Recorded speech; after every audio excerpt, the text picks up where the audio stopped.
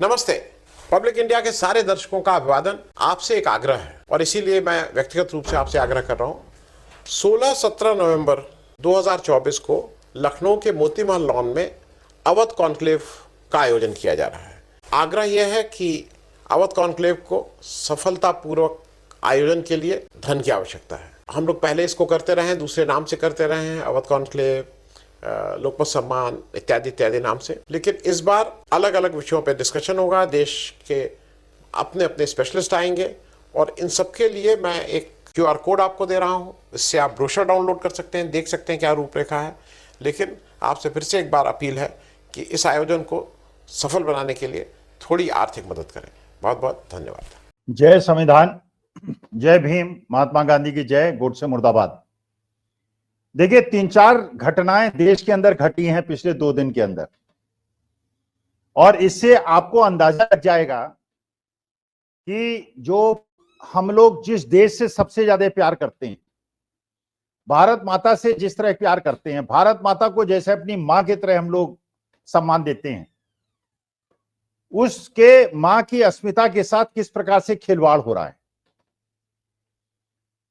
जो लोग यूट्यूबर्स की आलोचना करते हैं, जो हम लोगों की आलोचना करते हैं कि हम लोग सत्य क्यों दिखा रहे हैं, सच्चाई क्यों दिखा रहे हैं, उनकी आंखें खोलने के लिए 3-4 घटनाएं जो घटी हैं, शायद आप लोगों ने नोट न किया हो, क्योंकि आप लोग बिजी लोग हैं, आपके पास टाइम इतना ज्यादा नहीं है, अपने अपने धंधे पे लगे हैं, अपने अपने परिवार का पालन करने पे आपका पूरा दिन कट जाता है। अब हम तो रिटायर्ड लोग हैं, तो हमारे पास काम ही यही है, लोगों के स्टेटमेंट्स को देखते हैं, यूट्यूब्स को देखते हैं, उसका विश्लेषण विश्लेषणा करते हैं और आप लोगों की खिदमत में यूट्यूब के माध्यम से पेश कर देते हैं।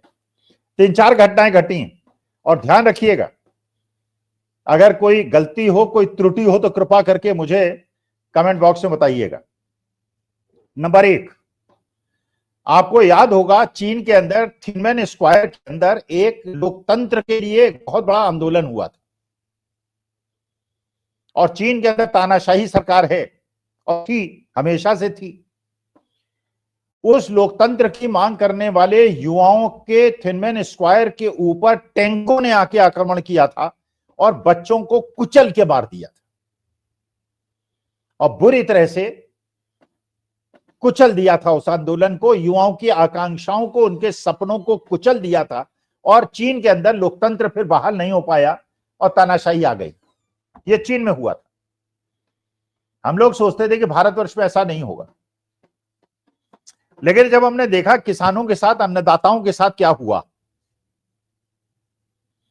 जब हमने देखा किसानों ने केवल MSP की गारंटी की बात की और एक किसान बिल ले आए थे बड़े बड़े पूंजीपतियों के इशारे पे और बिना किसी से मंत्रणा किए हुए किसानों से, और जब किसानों ने आंदोलन किया तो ये दिखाया गया कि नहीं, वी डोंट केयर, नहीं सुनेंगे, हम तो पूंजीपतियों की सुनेंगे। किसानों ने आंदोलन किया, 13 महीने किसान दिल्ली के चारों तरफ बैठे रहे, उनकी बिजली काटी गई, उनके टॉयलेट का पानी रोका गया, लेकिन किसान डटे रहे। 13 महीने बाद तपस्या में कमी बता के किसी कानून वापस ले लिए गए और शहादत हो गई पता नहीं कितने अन्नदाताओं की, किसानों की। उसके बाद पंजाब के किसानों ने एक आंदोलन किया, उनको हरियाणा की सीमाओं पर रोक दिया गया, बोल्डर्स लगा के।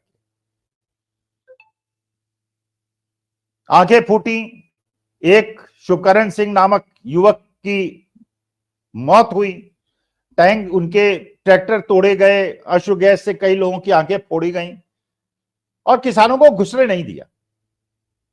मुझे याद आ गया चीन का वो थिनमेन स्क्वायर। अब और देखिए, ये घटनाएं घट रही हैं। प्रयागराज में मेरा बचपन बीता है पूरा, 2 साल की उम्र का था जब प्रयागराज गया था, और पूरा बाल्यकाल, स्कूलिंग, सब कुछ, कॉलेज, सब मैंने प्रयागराज में किया है। और उस इलाहाबाद की यादें मेरे दिल में आज भी, रात में सपने में इलाहाबाद आता है। उस इलाहाबाद में मेरे युवाओं के साथ, मेरे बच्चों के साथ क्या हो रहा है, ये कल आपने देखा होगा, वीडियोस देखे होंगे। Uttar Pradesh public service commission exam conduct कराता है। पहले एग्जाम होते थे बहुत सारे कॉलेजेस, स्कूल्स के अंदर, एक शिफ्ट में एक एग्जाम होता था। इस नाम पर कि बहुत ज्यादा स्कूल कॉलेजेस उपलब्ध नहीं है, प्राइवेट कॉलेजेस में नहीं कराएंगे, कई शिफ्टों में एग्जाम लेने की बात हो गई। अब कई शिफ्टों में होंगे भैया तो पेपर में डिफरेंस होगा, मार्किंग में डिफरेंस होगा, तो बच्चों में कैसे न्याय प्राप्त होगा, कैसे बेईमानी नहीं होगी, इसकी क्या गारंटी है?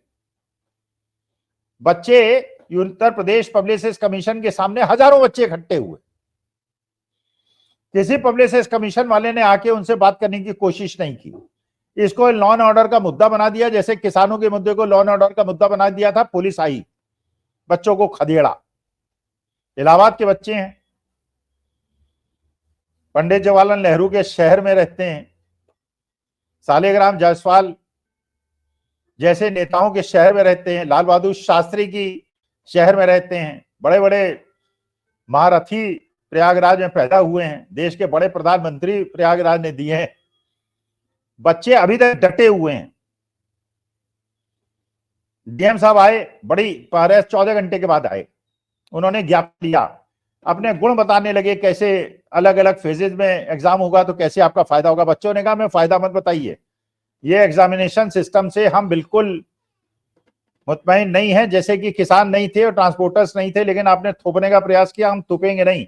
आप हमारी बात सुनिए, सिंगल एग्जाम, सिंगल शिफ्ट, और हम नहीं हटेंगे।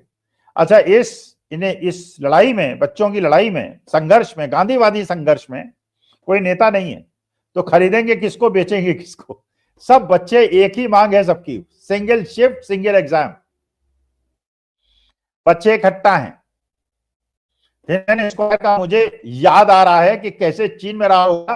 अगर किसी को देखना हो तो प्रयागराज में गांधीवादी आंदोलन देख लें, जिन्होंने पहले नहीं देखा किसानों का आंदोलन।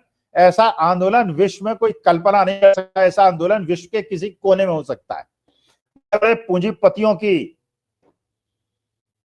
औकात नहीं है कि लाखों किसानों को खिला सकें, और बल्कि किसानों को नहीं, जो भी वहां गरीब आदमी आता था उनको भी लंगर खिलाते थे। ये किसानों की ताकत थी और ये भारतवर्ष की ताकत थी, और झुका दिया।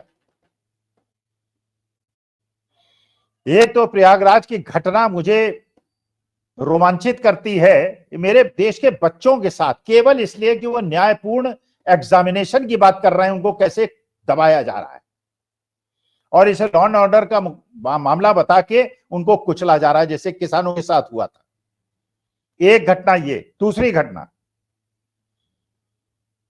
उद्धव ठाकरे जी का महाराष्ट्र के अंदर कुछ अधिकारियों ने आके हेलीकॉप्टर की तलाशी लेने का प्रयास किया। उद्धव ठाकरे जी ने कहा कि अच्छा, ये मेरी तलाशी ले रहे हो, कभी देवेंद्र फडणवीस की ली, अमित शाह की ली, मोदी जी की ली, ये मेरे ही लोग हैं। क्योंकि केवल, अच्छा, एक कुचक्र था कि हेलीकॉप्टर की तलाशी होगी, बाद में उड़ा देंगे कि 15 करोड़ पकड़े गए, 50 करोड़ पकड़े गए, वो बदनामी हो जाएगी। सोशल मीडिया, आरएसएस वाले और सोशल मीडिया के माध्यम से फैला देंगे उद्धव ठाकरे के हेलीकॉप्टर से 15 करोड़ पकड़े गए। नहीं पकड़े जाएंगे, मिलेगा कुछ नहीं, लेकिन तब भी उड़ा देंगे, बदनाम कर देंगे उद्धव ठाकरे को।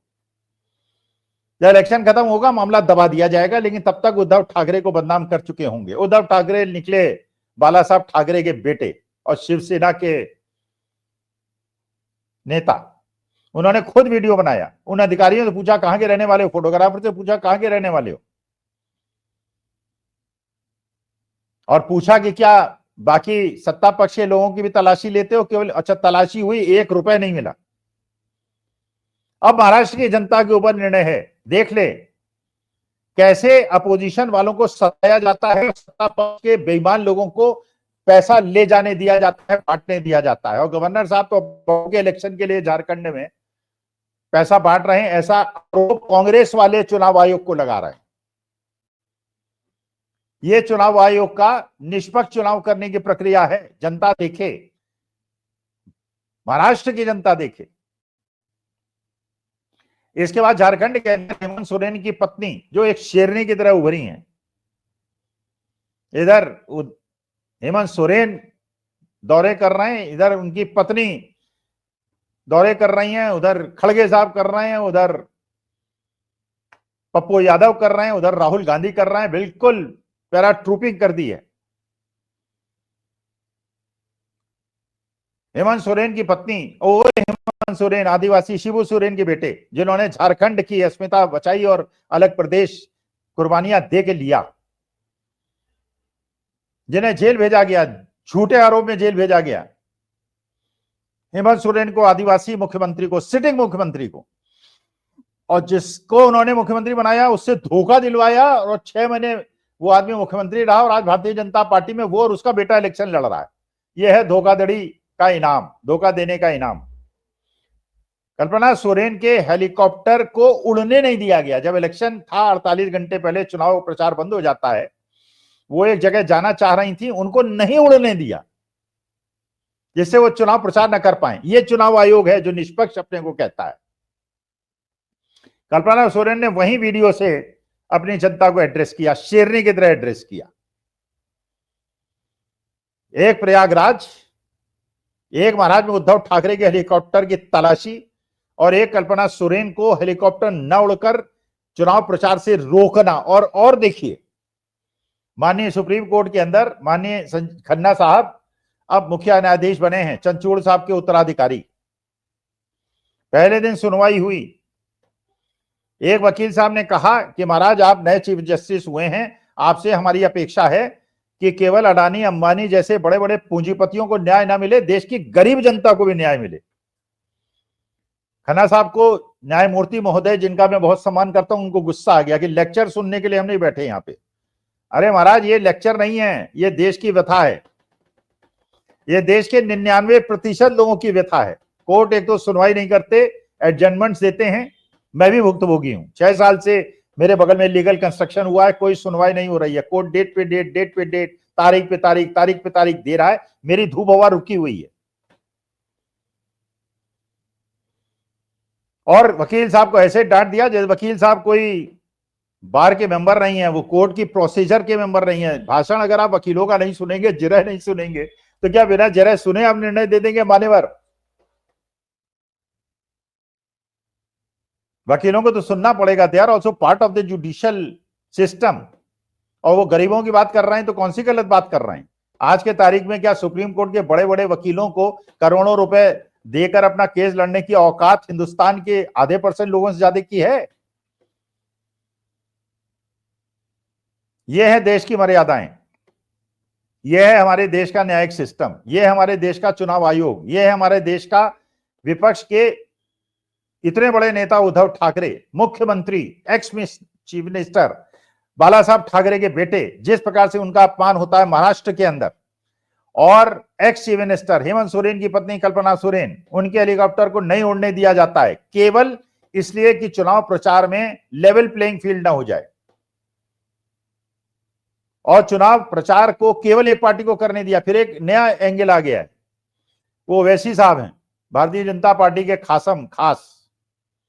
उन्होंने कुछ महाराष्ट्र के अंदर जब देखा कि महाविकास आघाड़ी जीत रही है, वो आ गए, अवतरित हो गए।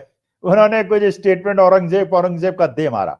देवेंद्र फडणवीस ने बिल्कुल प्रायोजित रूप से उसको पकड़ा और हिंदू मुसलमान करने का प्रयास महाराष्ट्र के अंदर शुरू कर दिया।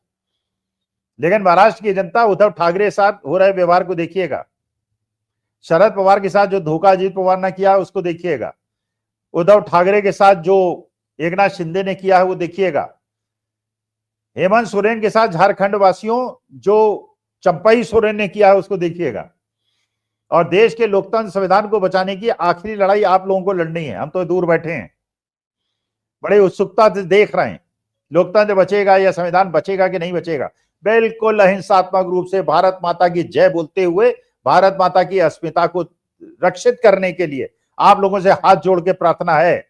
इलाहाबाद में बच्चों के साथ हुए अत्याचार को देखिएगा, हेमंत सोरेन की पत्नी के हेलीकॉप्टर को रोके जाने को देखिएगा, उद्धव ठाकरे के हेलीकॉप्टर की तलाशी को देखिएगा, और न्यायालय के अंदर जब गरीबों की बात कोई वकील करे उसको डांट खाते हुए देखिएगा। और कृपा करके देश के संविधान और लोकतंत्र को बचाने के लिए कुछ कीजिएगा, वरना बहुत देर हो जाएगी। मेरी तो उम्र काफी हो गई, लेकिन नई जनरेशन इसको झेल नहीं पाएगी। केवल हाथ जोड़ के प्रार्थना करता हूं, देश के लोकतंत्र और संविधान को बचा लीजिए। नमस्कार, धन्यवाद और प्रणाम। नमस्ते। पब्लिक इंडिया के सारे दर्शकों का अभिवादन। आपसे एक आग्रह है और इसीलिए मैं व्यक्तिगत रूप से आपसे आग्रह कर रहा हूं। 16-17 नवंबर 2024 को लखनऊ के मोती महल लॉन में अवध कॉन्क्लेव का आयोजन किया जा रहा है। आग्रह यह है कि अवध कॉन्क्लेव को सफलतापूर्वक आयोजन के लिए धन की आवश्यकता है। हम लोग पहले इसको करते रहे हैं, दूसरे नाम से करते रहे हैं, अवध कॉन्क्लेव, लोकमत सम्मान इत्यादि इत्यादि नाम से। लेकिन इस बार अलग अलग विषयों पे डिस्कशन होगा, देश के अपने अपने स्पेशलिस्ट आएंगे और इन सब के लिए मैं एक QR कोड आपको दे रहा हूँ, इससे आप ब्रोशर डाउनलोड कर सकते हैं, देख सकते हैं क्या रूपरेखा है। लेकिन आपसे फिर से एक बार अपील है कि इस आयोजन को सफल बनाने के लिए थोड़ी आर्थिक मदद करें। बहुत बहुत धन्यवाद।